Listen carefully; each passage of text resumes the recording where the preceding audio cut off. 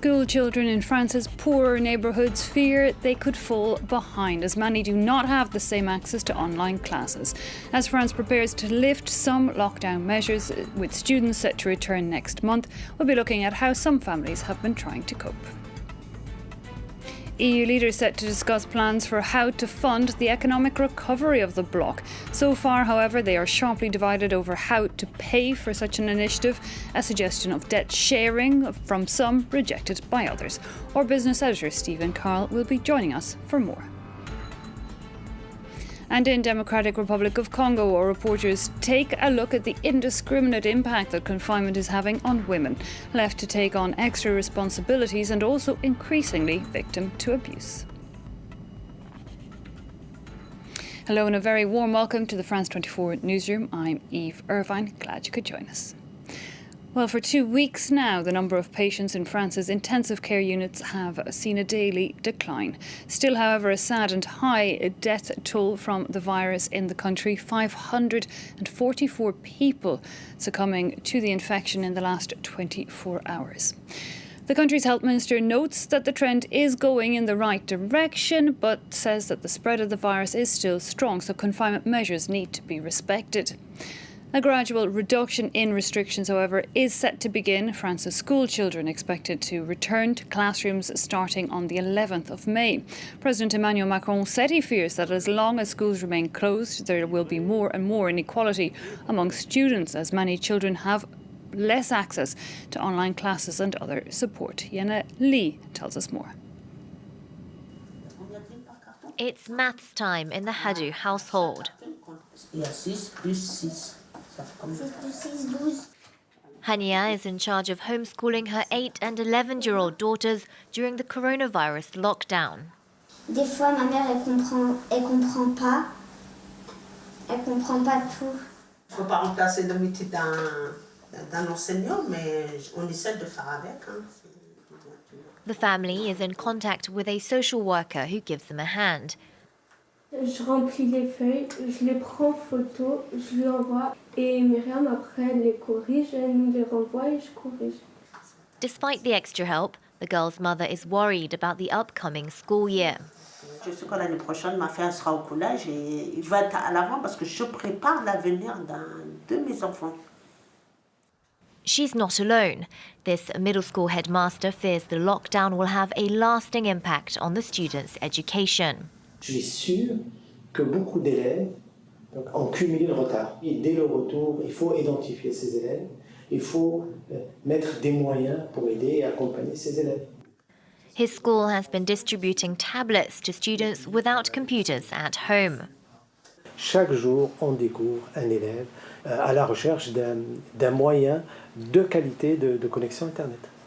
Internet access is key to helping families and schools stay in contact. Since the lockdown, the French government estimates that teachers have lost touch with up to 8% of the country's school children. Concerns for students, but they're not the only ones struggling for daily necessities. With the nation's economy largely closed up, food banks have seen a rapid increase in the number of people asking for help. Fraser Jackson takes a look at one town council initiative. Across France, sites like this are becoming increasingly more common during the COVID-19 lockdown. Clichy-sous-Bois, just 17 kilometres east of the glittering lights of Paris, is in one of the poorest areas in France. Now, hundreds of low-income families, migrants and the recently unemployed have been forced to line up for basic supplies. Il n'y a pas le choix, ils sont obligés de venir prendre ça pour aller manger. En attendant que non, la situation s'améliore. This woman works for the city council. Despite still receiving her salary, she's struggling to feed her 6 children. Avec 1100 euros, je n'y arriverai pas. Je paye 800 euros de loyer et je touche rien du tout sauf mon paye, quoi. This initiative was recently set up by the council. Even with the council's reach, it has been food donations which have made the project possible for the first time. On n'est pas les seuls à le faire. Il y en a d'autres qui le font un peu partout en France. Et c'est cette solidarité qu'on veut mettre en avant, quoi. Parce que souvent, les quartiers sont décriés comme des problèmes. Ben, nous, on leur dit on n'est pas un problème, on est une partie de la solution, quoi. With the French economy ground to a halt, initiatives like this have become lifelines. Along with fruit, vegetables and rice, bags are filled with essentials to get people through this tough time. Franchement, ça nous dépanne. Là, on paye le loyer, l'électricité, l'eau, le gaz. Il reste pratiquement un tout petit budget. Et il faut que manger les enfants. Ils sont complètement... Il n'y a que le frigo comme activité. Donc, c'est pas possible. Allez, ouvrez ça. Some people at this food bank never envisaged themselves in such a serious situation. Ça fait bizarre. J'ai laissé ça plutôt pour les gens qui avaient plus besoin. Et là, on a besoin, donc... 650 people attended this food bank on Wednesday. That's 3 times more than attended the first one just 15 days ago, and that number is likely to climb further.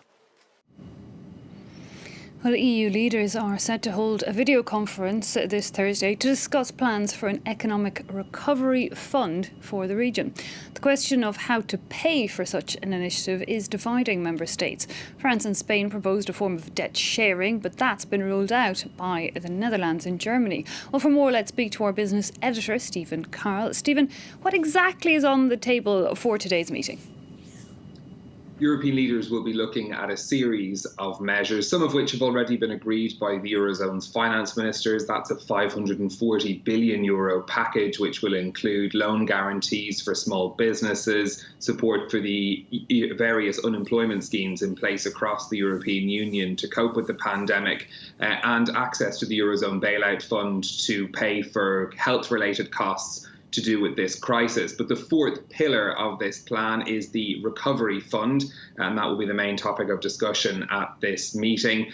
The numbers being thrown around for this fund are pretty large, €1 trillion, €1.5 trillion, depending on which government you speak to. But the question that European leaders will be grappling with is what form that will take and who will pay for it. It's likely, according to current proposals on the table, to be linked to the EU-wide budget, which is also under discussion for the EU member states. But one of the proposals being discussed is that there would be a common pot that members would put money into, and then the EU itself would use that money to borrow to fund this economic recovery fund. The question then becomes is how is that money paid back? Does it become a form of debt sharing, something proposed and supported by France, Italy, Spain and other member states, but opposed by the likes of Germany and the Netherlands? Or does it become a situation where the European Commission itself can then raise taxes at an EU level, which would be something highly unusual, and to allow the European Commission to raise money that way to repay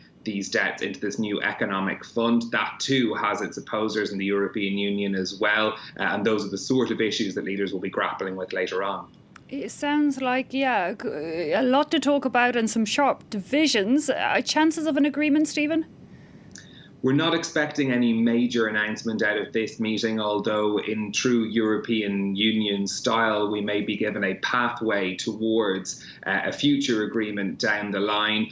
The lines have been drawn fairly clearly by this. France, Italy, Spain, very much supporting this idea of debt sharing, of solidarity between member states, but opposition from Germany and the Netherlands to some elements of that. There may be a compromise around the European budget that they may be able to eke out, but we shouldn't expect any major fireworks out of this meeting, at least according to the noises coming out of European capitals in advance of this. One of the matters, though, that may very well focus minds are the pretty shocking economic figures coming out of Eurozone economies. The Spanish central bank saying that the Spanish economy could shrink by over 12% this year. The French government has already said the French economy could shrink by 8%. Germany, too, looking at a contraction of 5% this year. It's a very difficult time for European economies. An EU-wide solution would allow these countries to combine their financial firepower and get the best access to money. But whether or not they'll be able to come to an agreement is, of course, an entirely different question. We're well used to EU fudges on these issues, ways of negotiating a solution which tends to, satisfy the various sensibilities of European capitals. And that's the sort of politics that'll be at play in that meeting later. OK, Stephen, for now, thanks indeed. Stephen Carroll there, our business editor. Well, meanwhile, the IMF has announced an emergency aid package of over $350 million to help the Democratic Republic of Congo in its fight against this new coronavirus. The country has also been hard hit by the Ebola virus and has put strict lockdown measures in place. Restrictions that are set to be extended even if human rights organisations say the policies accentuate gender-based inequalities and, in fact, leave women particularly in danger. Our correspondent Clement Bonnereau reports.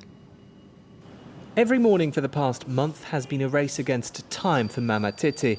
She gets up before 6 and there's no shortage of housework to be done.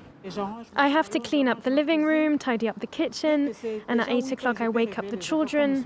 They're at home all day. Schools are closed because of the lockdown. Like most women in the DRC, Mama Tete does all the chores at home. Now she also takes care of her 5 children full-time. An extra workload she's been struggling to cope with. She says she's unable to juggle homeschooling, house chores, and her job as a door-to-door saleswoman. During the state of emergency, it's become impossible to work now. I can't leave the house, I can't sell, we're stuck at home. For some women, being confined can also turn into a nightmare. Sylvie, who asked to remain anonymous, has been a victim of domestic violence for 10 years.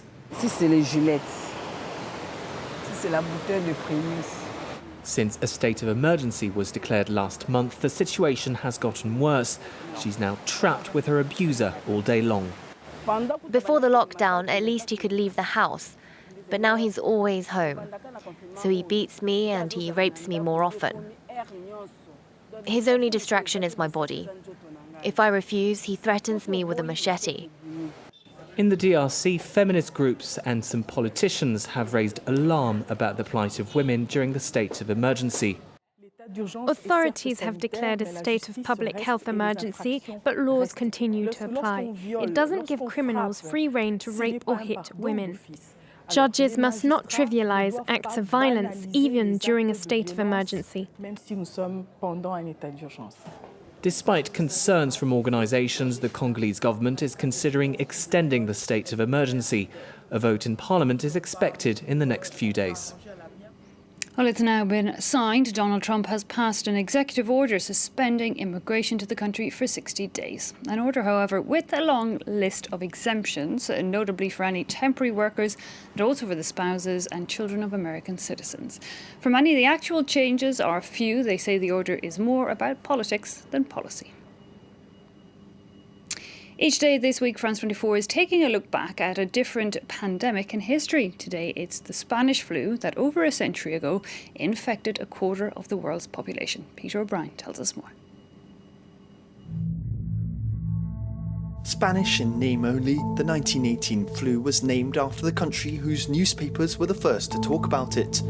Spain was neutral in World War I, so had a free press and could publish the alarming facts. Thousands of people were catching the flu and dying suddenly. Flu viruses need to be able to transmit and adapt to their hosts. Most flu viruses circulate in the animal world, and from time to time, they are passed to humans after a change in their genetics, which allows them to replicate. There are several different theories about where the virus originated. Some say it came from Asia, while others say the United States. One researcher traces it to a Kansas military training camp. At the start of 1918, thousands of US soldiers were embarking ships to France to join the Allied forces' fight against Germany. The battlefields were the perfect conditions for the virus to spread on an immense scale. The trenches were no place for social distancing. The flu spread behind the lines, within families. The second wave started in August 1918 and was even more deadly because of poor nutrition and the stress of 4 years of war. The Austrian painter Egon Schiele died from it on the 31st of October. The French poet Guillaume Apollinaire 10 days later. When the pandemic ended in April 1919, the scale of its impact was chilling. The Spanish flu had killed 20 to 30 million people in Europe and some 50 million across the world. a death toll even higher than that of the First World War.